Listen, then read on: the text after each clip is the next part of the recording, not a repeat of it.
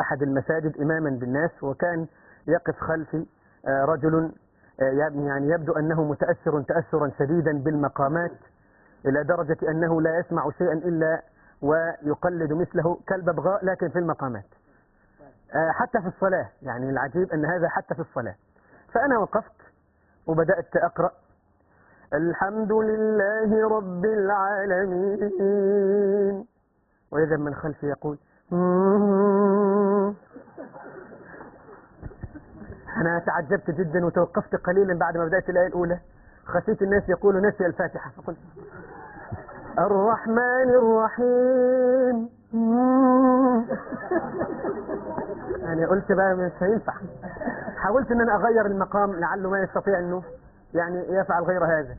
مالك يوم الدين. قلت اعلو بالصوت تماما، واحاول ان يعني اتي باعلى جواب عندي حتى اسكته.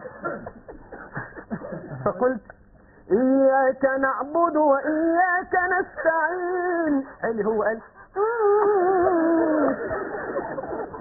والله وظل هكذا طوال القراءة، حتى إني لما ركعت قلت يعني الله أكبر.